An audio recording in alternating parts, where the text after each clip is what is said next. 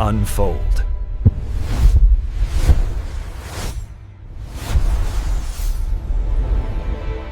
1970년대 중반 미국 워터게이트 사건으로 정부에 대한 불신이 정말 크게 달했을 때였죠. CIA가 비밀리에 국민을 대상으로 세뇌 실험을 한다, 이런 소문이 돌았습니다. 대부분은 이걸 그냥 터무니없는 음모론으로 여겼어요. 그런데 그 음모론이 차가운 현실로 드러난 사건, 바로 MK 울트라 프로젝트의 폭로가 있었습니다. 오늘 저희가 함께 파고들 자료는 바로 이 끔찍한 프로젝트의 전말인데요. 국가안보라는 명분 아래 인간의 정신이 어떻게 실험 대상이 되었는지, 그리고 그 유령이 오늘날 우리에게 어떤 모습으로 나타나고 있는지 한번 깊이 들여다보겠습니다. 네, 맞습니다. 이 이야기는 그냥 과거의 어떤 엽기적인 스캔들, 여기서 끝나지가 않거든요. 냉전 시대의 약몰이나 전기 충격 같은 것들이 21세기인 지금은 어떻게 바뀌었나? 바로 알고리즘과 빅데이터라는 훨씬 더 정교한 기술로 진화했거든요. 그 연결고리를 추적하는 게 이번 탐구의 핵심이라고 할 수 있습니다. 어쩌면 MK 울트라는 과거형이 아니라 여전히 우리 곁에 있는 현재 진행형의 문제일 수 있다는 거죠. 그럼 모든 일의 시작점부터 한번 살펴보죠. 이 자료를 보니까 모든 공포의 시작은 세뇌, 즉 브레인워싱이라는 단어 하나였다고요. 한국전쟁 당시에 포로로 잡혔던 미군들이 풀려난 뒤에 갑자기 공산주의를 찬양하고, 그래서 CIA가 엄청난 충격을 받았다고 하던데 이게 사실인가요? 네, 사실입니다. CIA는 그야말로 적들이 인간의 정신을 마음대로 개조하는 미지의 기술을 손에 넣었다, 이런 극심한 불안감에 빠졌어요. 이건 거의 편집증에 가까운 상태였죠. 아, 편집증이요? 네, 우리도 저들보다 먼저 그 기술을 가져야 한다, 이 강박관념이 모든 도덕적, 법적 경계를 그냥 허물어버리는 계기가 된 겁니다. 물론 비윤리적이긴 하지만 당시 CIA 입장에서는 소련과의 체제 경쟁에서 이기려면 뭐든 해야 한다는 그런 절박함이 있었을 수는 있겠네요. 혹시 자료에 그런 시대적 배경이나 그들의 자기 합리화에 대한 내용도 좀 있었나요? 정확한 지적이십니다. 그들은 자신들의 행위를 필요악이라고 정당화했죠. 그런데 더 충격적이고 아이러니한 사실이 뭔지 아세요? 그들이 그토록 원했던 기술의 기반을 불과 몇 년 전에 자신들이 무너뜨린 나치 독일로부터 가져왔다는 점입니다. 나치요? 네, 오퍼레이션 페이퍼 클립이라는 작전이 있었어요. 2차 대전 끝나고 독일 과학자들을 대거 영입하던 작전인데, 이걸 통해서 다하우 강제수용소에서 끔찍한 생체 실험을 했던 나치 과학자 쿠르트 블로메 같은 인물들을 비밀리에 데려와서 프로젝트에 투입했죠. 와, 정말 소름 돋는 지점이네요. 그럼 나치 수용소에서 수감자 의지를 꺾으려고 메스칼린이라는 약물을 썼던 실험 방식이 불과 10년 뒤에 CIA가 자국민한테 LSD를 쓴 방식이랑 섬뜩할 정도로 똑같다는 게, 이게 우연이 아니었던 거군요. 그렇습니다. 역사의 비극이 그대로 반복된 셈이죠. 이런 끔찍한 프로젝트를 이끈 시드니 고틀립이라는 사람은 대체 어떤 인물이었을까요? 자료를 보니까 그의 사생활하고 직업이 정말 극단적으로 모순되던데요. 정말 기이한 인물이죠. CIA 내에서는 검은 마법사로 불렸습니다. 개인적으로는 요가도 하고 염소젖을 마시면서 흙집에 사는 굉장히 평화로운 생활을 추구했어요. 근데 직업적으로는 사람의 정신을 파괴하고 통제하기 위한 독극물이랑 약물을 연구했으니까요. 완벽한 모순 덩어리였던 거죠. 그럼 그가 이 프로젝트의 목표를 뭐라고 생각했을지 궁금하네요. 고틀립과 CIA가 궁극적으로 원했던 건 인간의 행동을 예측하고 통제하는 기술이었습니다. 그는 LSD라는 환각제가 인간의 기존 자아를 완전히 무너뜨리고 그 위에 새로운 인격을 주입할 수 있는 핵심 열쇠라고 믿었죠. 와, 지금 들으면 정말 섬뜩하지만 사용자의 행동을 예측하고 통제한다는 그 목표는요, 오늘날 기술 기업들의 비즈니스 모델과 놀랍도록 닮아 있습니다. 도구만 약물에서 데이터로 바뀌었을 뿐이죠. 그러고 보니 정말 그러네요. 행동 예측과 통제, 이게 MK 울트라만의 목표가 아니었군요. 정말 흥미로운 관점입니다. 그럼 고틀립은 구체적으로 어떻게 이 실험들을 진행했나요? 그의 지휘 아래 MK 울트라는 무려 149개 이상의 하위 프로젝트로 나뉘어서 동시다발적으로 진행됐습니다. CIA는 자신들의 정체를 숨기려고 인간생태학연구협회 같은 유령 재단을 만들었어요. 그리고 그걸 통해서 86곳이 넘는 대학, 병원, 교도소에 연구 자금을 지원했습니다. 학문과 의료의 현장이 국가의 비밀 실험실로 전락한 순간이었네요. 바로 그렇죠. 그렇다면 실험 대상은 어떻게 선정했나요? 설마 무작위로 고른 건 아니었겠죠? 전혀요. 아주 교묘하고 비열한 방식이었습니다.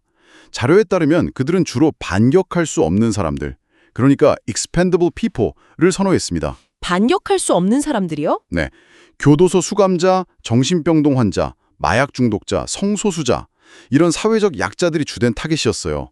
켄터키의 한 연구소에서는 헤로인 중독자들한테 실험에 참여하면 더 좋은 헤로인을 주겠다 이렇게 유혹하면서 LSD를 투여하기도 했습니다. 인간의 가장 취약한 부분을 악랄하게 파고든 거죠. 149개나 되는 프로젝트가 있었다니 정말 놀랍네요. 자료를 읽다 보니까 유독 제 눈길을 끈 작전명이 하나 있었는데 오퍼레이션 미드나잇 클라이맥스였습니다. 이름부터가 심상치 않은데 이건 대체 어떤 실험이었나요? 그게 MK 울트라의 하위 프로젝트 중에서 가장 악명 높은 작전 중 하나입니다. CIA가 샌프란시스코랑 뉴욕의 비밀 아지트, 이른바 안전가옥을 꾸몄거든요. 겉보기엔 평범한 아파트였지만 안에서는 정말 끔찍한 실험이 벌어졌죠. 구체적으로 어떤 방식이었죠? 마약 단속 요원이었던 조지 헌터 화이트라는 사람이 실험을 지휘했습니다. 그는 성노동자들을 고용해서 일반 남성들을 아지트로 유인하게 한 뒤에요. 그들의 음료에 몰래 LSD를 탔습니다. 그리고 자신은 이중 거울 뒤에 숨어서 마티니를 홀짝이면서 약물에 취한 사람들이 혼란에 빠지고 이성을 잃는 모습을 관음증적으로 관찰하고 그걸 전부 녹음했습니다. 와, 국가 안보라는 명분으로 자국민을 상대로 불법적인 관훈 포르노를 제작한 셈이네요. 정확합니다. 정말 끔찍하군요. 그런데 이 광기가 미국 국경을 넘어서 캐나다로까지 이어졌다는 게 더 놀랍습니다. 네, 몬트리올의 앨런 메모리얼 연구소에서 당시 저명한 정신과 의사였던 유언 캐머런이 CIA의 비밀 자금을 받아서 훨씬 더 파괴적인 실험을 진행했습니다. 캐머런은 디패터닝, 우리말로 하면 인격 해체 요법이라는 자신만의 이론을 실험하고 싶어 했고 CIA는 그의 욕망에 기꺼이 돈을 대준 겁니다. 인격 해체라니 구체적으로 어떤 방식이었습니까? 환자에게 LSD를 포함한 아주 강력한 약물 칵테일을 투여해서 길게는 86일 동안 강제로 혼수 상태에 빠뜨렸습니다. 그리고 그 상태에서 치료 목적의 수십 배에 달하는 고강도 전기 충격을 반복적으로 가해서 기억을 모두 지워버렸죠. 말 그대로 뇌를 백지 상태로 만들어서 새로운 명령을 주입할 수 있다고 믿었던 겁니다. 자료에서 봤던 린다 맥도널드 씨의 사례가 바로 이 실험의 희생자였군요. 그녀의 이야기는 정말 충격적이었습니다. 맞습니다. 그녀는 가벼운 산후 우울증으로 병원을 찾았다가 이 끔찍한 실험의 대상이 되었습니다. 86일간의 실험 후에 깨어났을 때 그녀는 지난 26년의 삶을 모두 잃어버린 상태였어요. 남편도 갓 태어난 아이들도 알아보지 못했고 화장실 사용법부터 글 읽는 법까지 모든 것을 아기처럼 다시 배워야 했습니다. 그녀가 나중에 남긴 증언이 있죠. CIA가 내 영혼을 앗아갔다. 이 한마디가 이 프로젝트의 잔혹성을 다 보여주는 겁니다. 잠시만요. 그러니까 산후 우울증으로 병원을 찾아온 사람을 자기 아이조차 알아보지 못하게 만들었다는 거잖아요. 이게 국가기관이 한 개인에게 할 수 있는 일이라는 게 정말 믿기지가 않습니다. 이 프로젝트의 비극은 무고한 시민들에게만 그치지 않았습니다. 내부자 역시 희생양이 되었죠. CIA 소속 과학자였던 프랭크 올슨 박사 사건 말씀이시군요. 자료를 보니까 이 사건은 거의 첩보 영화 같더라고요. 네, 1953년에 CIA의 생물학전 전문가였던 프랭크 올슨이 동료 과학자들과의 비밀 회합에서 자신도 모르는 사이에 시드니 고틀립이 음료에 탄 LSD를 마시게 됩니다. 그 후에 극심한 편집증과 불안 증세를 보이다가 며칠 뒤에 뉴욕의 한 호텔 13층에서 추락해서 사망하죠. CIA의 공식 발표는 LSD 부작용으로 인한 우발적 자살이었죠. 하지만 유족들은 그 말을 믿지 않았고요. 그렇습니다. CIA는 사건을 서둘러 종결했지만 22년 수에 MK 울트라가 폭로되면서 이 사실이 세상에 알려졌습니다. 당시 대통령이었던 제럴드 포드가 직접 유족들을 백악관으로 불러서 공식 사과까지 했어요. 하지만 올슨의 아들은 아버지의 죽음이 단순한 자살이 아니라고 확신했고 1994년에 시신을 발굴해서 세부검을 의뢰합니다. 거기서 결정적인 증거가 나왔죠. 네, 결과는 정말 충격적이었습니다. 두개골에서 추락 전에 둔탁한 물체에 맞은 것으로 보이는 명백한 상처가 발견된 겁니다. 살해당했다는 거네요. 그렇다는 강력한 증거였죠.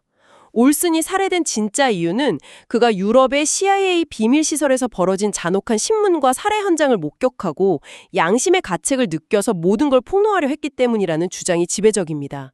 CIA에게 그는 보호해야 할 동료가 아니라 제거해야 할 보안 위협이었던 셈입니다. 프랭크 울슨의 죽음은 MK 울트라가 낳은 가장 직접적인 비극이었습니다. 하지만 이 프로젝트가 남긴 상처는 수십 년이 지나서 전혀 예상치 못한 방식으로 한 개인의 삶을 통해 기술사회 전체를 향한 분노로 폭발하기도 했습니다. 유나버머, 테드 카진스키 이야기를 하시는군요. 맞습니다. 하버드 대학에서 진행된 MK 울트라 관련 심리 실험에 참여했던 수학 천재가 바로 그였죠. 실험의 가혹한 경험이 그의 반기술 문명 테러에 영향을 미쳤다는 분석은 굉장히 설득력이 있습니다. 자, 이제 정말 중요한 질문을 던져야 할 것 같습니다. 이 끔찍한 과거의 이야기가 2025년을 살아가는 우리와 도대체 무슨 상관이 있는 걸까요? 앞서 잠시 언급했듯이 핵심은 MK 울트라의 근본적인 목표, 그러니까 인간의 행동을 예측하고 통제한다는 그 목표가 사라지지 않았다는 점입니다. 오히려 주체는 CIA에서 거대 IT 기억으로, 수단은 약물에서 알고리즘으로 바뀌어서 우리 삶 깊숙이 스며들었습니다. 학자들은 이걸 감시 자본주의라고 부르죠. 부드러운 통제, soft control이라는 표현이 인상 깊었습니다. 자료에 나온 스마트폰 새로 고침과 슬롯머신의 비유는 정말 소름 돋더군요. 정확합니다. 우리가 무의식적으로 스마트폰 화면을 새로 고침하는 행위는요, 슬롯머신 레버를 당기는 것과 똑같은 간헐적 보상 메커니즘을 이용합니다. 언제 터질지 모르는 좋아요와 알림이 우리 뇌의 도파민 시스템을 끊임없이 자극하면서 중독 상태로 만드는 거죠. 과거에는 LSD로 사람을 강제로 통제하려 했다면 지금은 쾌락을 미끼로 우리 스스로 통제 시스템에 복종하게 만드는 겁니다. 훨씬 더 교묘하고 강력하죠. 개인의 중독을 넘어서 사회 전체에 영향을 미친 실제 사례도 있나요? 자료에 나온 페이스북의 감정 조작 실험은 정말 충격적이었습니다. 2014년에 있었던 아주 논쟁적인 실험이죠. 페이스북이 약 70만 명에 가까운 사용자들의 동의도 없이 그들의 뉴스 피드를 몰래 조작했습니다. 일부 사용자 그룹에는 의도적으로 부정적인 감정의 게시물을, 다른 그룹에는 긍정적인 게시물을 더 많이 노출시킨 거예요. 그 결과 부정적인 게시물에 노출된 사람들은 스스로 부정적인 단어를 더 많이 사용했고, 긍정적인 게시물에 노출된 사람들은 긍정적인 단어를 더 많이 사용했습니다. 그게 의미하는 바가 뭔가요? 디지털 플랫폼이 사용자의 감정 상태를 원격으로 그리고 대규모로 조작할 수 있는 감정 전염이 실제로 가능하다는 걸 증명한 겁니다. 누군가 악의를 품는다면 특정 집단의 분노나 우울감을 증폭시키는 것도 기술적으로 가능하다는 뜻이 되죠. 감정뿐만 아니라 우리의 정치적 선택 같은 이성적인 판단까지도 조작될 수 있다는 건가요? 충분히 가능합니다. 실제로 로버트 앱스타인 박사의 연구에 따르면 검색 엔진이 특정 후보에게 유리하게 검색 결과 순위를 아주 미세하게 조작하는 것만으로 누구에게 투표할지 결정하지 못한 부동층 유권자의 투표 선호도를 최대 80%까지 특정 후보 쪽으로 이동시킬 수 있다는 결과가 나왔습니다. 80%요? 네. 더 무서운 건 실험 참가자 대부분이 자신들이 조작된 검색 결과를 보고 있다는 사실조차 인지하지 못했다는 점입니다. 80%라니요? 그건 거의 선거 결과를 마음대로 바꿀 수 있다는 얘기 아닙니까? 민주주의의 근간이 흔들릴 수 있다는 심각한 경고로 들립니다. 바로 그 점이 현대판 MK 울트라가 가진 가장 큰 위험성입니다. 과거의 통제는 폭력적이었기 때문에 저항을 불렀지만 지금의 통제는 너무나 부드럽고 개인화되어 있어서 우리가 통제당하고 있다는 사실조차 인지하지 어렵게 만들어요. 우리는 스스로 선택한다고 믿지만 사실은 정교하게 설계된 선택지 안에서 움직이고 있을 뿐일지도 모릅니다. MK 울트라는 국가 안보라는 명분이 과학과 윤리를 어떻게 파괴할 수 있는지 보여준 가장 어두운 역사였습니다. 프랭크 올슨의 억울한 죽음, 린다 맥도날드의 잃어버린 기억은 통제받지 않는 권력이 얼마나 끔찍한 비극을 낳는지 똑똑히 증명하고 있습니다. 1977년 세상은 음모론이 사실이라는 것에 경악했습니다. 하지만 오늘날 우리는 어쩌면 그보다 훨씬 더 거대하고 정교한 통제 시스템 속에서 그것을 편리함과 재미라는 이름으로 기꺼이 받아들이며 살아가고 있는지도 모릅니다.